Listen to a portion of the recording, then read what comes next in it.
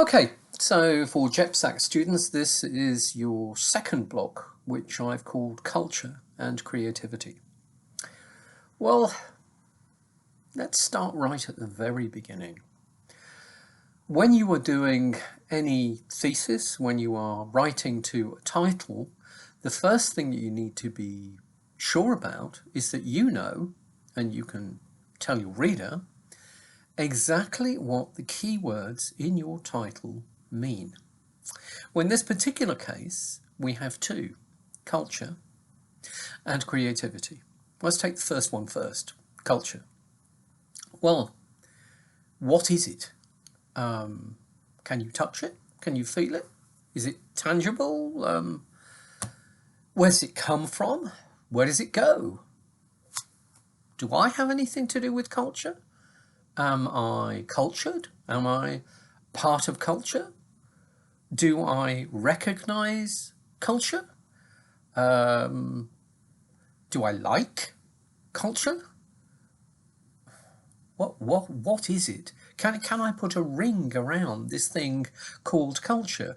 You're going into the culture industry. I almost hate that word. Why do I hate that word?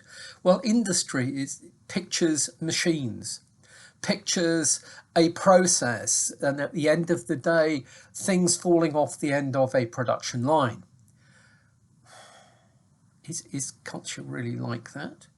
I remain unconvinced. I suspect that culture evolves, it changes, it depends upon people singularly, it depends upon people together, it depends on psychology, it depends on sociology, it depends on science to some degree, it depends upon art.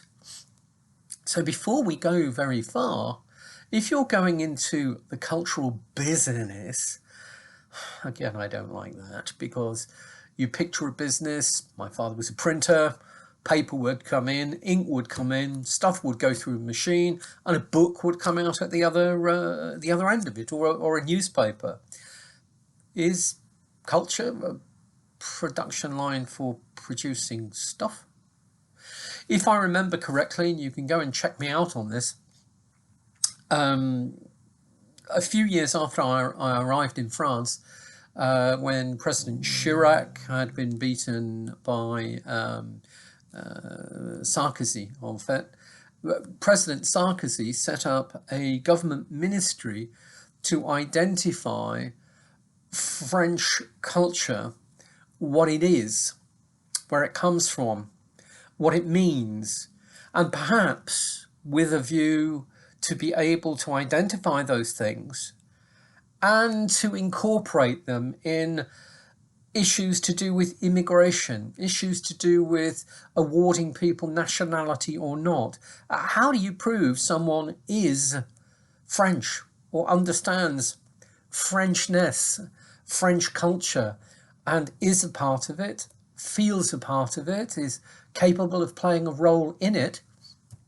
Well, as I understand it, a Department of State was set up with a reasonably big budget to be able to identify those things and to produce something useful at the end that the state could use with its nationality processes, immigration processes, and the internal workings of France, basically. It was disbanded after 3 or 4 years because it couldn't come up with an answer as to what being French and Frenchiness actually was. So at the end of the day, maybe culture is one of those things that we all know what it is, and we all kind of see it and feel it, or we all think we do, and mostly we agree about it, but we find it very difficult to put it down in words. Perhaps if I went to see my master's students at the Fonderie, who are masters of museums, archives, etc., they would be able to tell us very much more about this, especially about cultural artifacts. We all recognise the Louvre as a museum and the cultural artifacts that it holds, some of which are spectacularly French. But can we actually define it for ourselves? Well, a government failed to do it in 3 or 4 years, so I'm going to ask you to do it and solve the problem. I want you, half of the cohort, half of your promo, to focus on culture. I want you to start out individually thinking about what you personally think culture is. Think it to be. After you have done that, and please don't rush ahead straight to discussing things, after you've done that, compare and share, compare and contrast your views with others in the group. I would suggest that what you need to cover, the half of you that are doing this, is to look at all the question words. What do I mean by that? The who, the what, the when, the where, the why, the how of culture. Who? How does culture relate to people? Does culture come from people? Are they individuals or are they groups? Are we talking about psychology or sociology?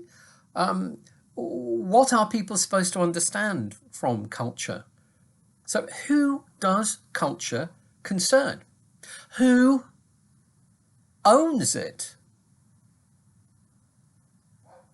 What is it? What is its essence? Is it tangible? Can you touch it? Where is culture? Is it everywhere? Somewhere? Or nowhere? Is it visible? Is it invisible? Is it identifiable or non-identifiable? So what exactly is culture? What is it there for? Which brings us to another question. Why?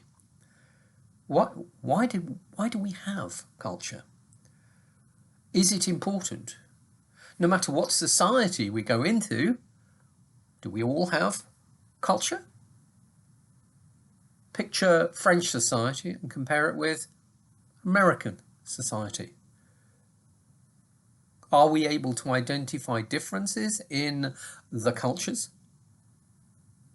For example, my Mikaï students at the Foundry would be good at this, because they would look at the work of Gert Hofstede, a Dutch academic who since the 1970s has been looking at considerable detail, hundreds of thousands, possibly more than a million now, of respondents who were working initially for IBM, who were trying to understand how, where, and when, and why people from different cultures thought, acted, related differently, and how they could overcome the problems of this and seize the opportunities, perhaps, of having different cultures working for them too. So I want you to go through all of the question words. Think about that yourself in your own mind. Can you come up with a who, a what, a when, a where, a why, and a how? I mean, the how. Was there a cultural lecture at school? Maybe I was away that day and I missed it. Somebody put you in a little cap and attached electrodes and I came home cultured. I mean, how do you get culture? What is it there for? What does it help us do better? So there's an awful lot of questions. It's not simple. So I want you to think individually, you are half of the class, on culture. Think about that individually. Share your ideas. Start with the who, what, when, where, why, and how. And then I want you all to get together, having shared that information, and produce a thorough, well-developed definition in English of culture. This could take a page. It's not going to be culture is a thing you study at university and you can work in it. Okay? I want it all chapter and verse, not just a list of who, what, when, where, why, how. I want a definition that is elegant, that says culture is a, what is it? Is it a science? Is it a phenomenon? Is it an intangible that we all sense but we can't see, or we all see differently? What is it? And then I want you to double check at the end of your definition that there are hows in there. There are whos, there are whats, there are whens, there are wheres, etc. Okay? Then what I would like you to do is to circulate your definition to each other and to me for consideration, for marking, and for feedback. Okay? So I would like you to produce that in a written form. And again, I would like a couple of you, 4 or 5 of you, to take a paragraph each from that and to read it and make me an audio or a video file that you can send with it. Now, if there are not going to be all of you participating in that, otherwise you'd only be reading 2 lines each, fair enough. I'm not going to penalise those who have been volunteered to actually read that. Okay, so what am I expecting? I'm expecting a Word document of maybe a page, possibly a little bit more, that really clearly defines what culture is, and an audio or video document of you reading your definition. Okay? Fine. The other half of you then, what are you going to be doing? Well, it's pretty obvious now. If it was about culture and creativity, what I would like is a definition of creativity. Who is creative? Are we all born creative? Do we all have access to a creative gene? Is it built into us? We are creative in the sense that we have partners, we have families, we create in that sense. Are we perhaps creative, not just in that physical sense with our genes, but are we creative or potentially creative in all other aspects of our lives? Quite possibly so. So, who is creative? Is it just individuals? An individual is creative. Creativity starts somewhere. Is there creativity, in fact, that involves more than one person? Perhaps one individual can't be brilliantly creative unless there is a binôme, as you would say, a kind of a partner, someone to bounce ideas off. Look at how many songs online you can find with the names Jagger and Richards attached to them. Okay, Rolling Stones, obviously. Mick Jagger usually is the one that comes in with an idea for a tune or a structure and keywords for a song, and Keith Richards is often the one that puts the riff on it that brings the whole thing together. But could the one work without the other? Don't know.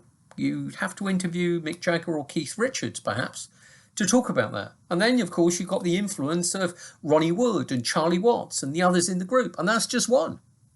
So, who does creativity relate to? I'm going to refer you to a video that you can find on TED, TED, TED Talks, online, from a guy who died this weekend. I'm on the 26th of August. I think he died on the 23rd, 20th, or 22nd of August. A gentleman called Ken Robinson, an educational psychologist and a fabulous stand-up comedian, who gave a TED Talk that's got something like 60 million people visiting the site and listening to the whole of his talks. It's an educational psychologist. This is not a Korean boy band. This is not C and Gangnam Style. but he's got 60 or 70 million people listening to a short talk on education. And what's his thesis? His thesis is everyone is born creative. The problem is that our educational systems seek to model us, to standardize us, to prepare us for work and for industry. They prepare us for a production line, for a machine type of system in which individual creativity has very little part. We're beginning to learn actually how much of a part it has. Imagine, for example, a world without iPhones. Imagine without the whole panoply of technological innovation that Apple has created. Apple, a company with hundreds of thousands of employees, did Apple create that? Not really. Steve Jobs created the empire and the approach and some of the initial ideas. I challenge you for this. Look at who was the designer behind all of those major things, like from the iMac to the iPhone and everything between. It's a little guy called Johnny Ive, who went to a fairly low-class university in the UK, Newcastle University, who became the genius, the creative genius behind making Apple the company with the biggest balance sheet, the greatest turnover, the most amazing profits the world has ever seen. One person. Why do you think it's called the iMac, the iPhone, the iPad? Is it because its I is sexy and means information? Does it mean because it's personal to me? Or does it stand for Jonathan Ive, I-V-E? I bet most of you don't know that story. He's now Sir Jonathan Ive, British, been knighted by Her Majesty the Queen. I think he's left Apple now. But there we go. Creativity. Massive impacts. So the who of creativity. The what. What is creativity? Is it the same for all of us? Do we need the same stimuli to give us a fantastic moment of creativity? For me, if you ask me, are the things that make me as a guitarist and songwriter or poet, are the things that make me feel creative? The answer is yes. If it's music, joy is one motivation. I am a joyful character, but I find it difficult to write to joy. Melancholy, not necessarily sadness, but something that really touches me deeply. I can start with that. I can start with a feeling. The feeling means my fingers do different things on the fretboard, which means I come up with different chords. And sometimes a simple phrase comes with it. For me, that's usually on my own, possibly with somebody else, usually who is a better guitarist or better writer than I am, who's got block, and they can throw me something and I can run with it.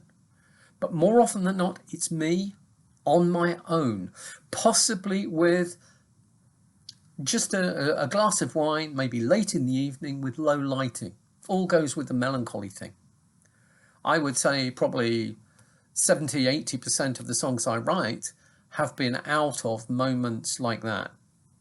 Other things, I read something, or I see a flash of something when maybe I'm out driving, just something that stuns me. Like I saw a lady with pigtails in winter and a woolly hat walking down the road with 2 huge plastic bags. And I just drove past her, not even slowly, barely looked, a quick glance. This was an SDF, someone who didn't have a home. She was carrying everything she had around in plastic bags. And you all think people who are dirty, people who don't care, people who have left society, people who have fallen off self-respect. You only had to look at her hair. Her hair she'd done in wonderful long, long pigtails, which for me said everything else about her might say something, but her hair said, here was a lady. Not an old woman, not an SDF. Here was a lady. I got that just from a second of looking at somebody going down the road from the Munchberg Hospital towards Mulhouse. I've got things from a report by a war reporter called Orla Guerin, who wrote a report about women in particular states who have been disappeared. And in one case, a woman and a daughter were out walking, got taken away, disappeared. Her family thought they were inevitably dead. They were maltreated in the worst way a woman can be, and then released some months later. The young girl, the young woman who was with her mother, was so traumatized she stayed at home and didn't dare go out for 6 months. And then she did, because her feet had grown and she wanted to go 3 doors down the street to a shoe shop to buy a pair of shoes. She conquered her fear, but she never came back. She was taken away. And her parents, her family were completely bereft. Now, for me, the story was so big and so painful, I couldn't write it. I couldn't write it. Until there was a moment that I saw, what if this girl is still alive and she's thinking about her family? What could they say? What would they say? Then I found I could write about it. So creativity, please, I want to know what it is, why we are creative, where it comes from, who can be creative, when we can be creative. I need you to define that for me, to write it on a Word document, a page or two. Start off, as I said about the other group, by identifying the who, what, when, where, why, and how, but write me a beautiful narrative definition in English, and will you find some members of your group to read it on an audio file and send me the two together. Thank you very much.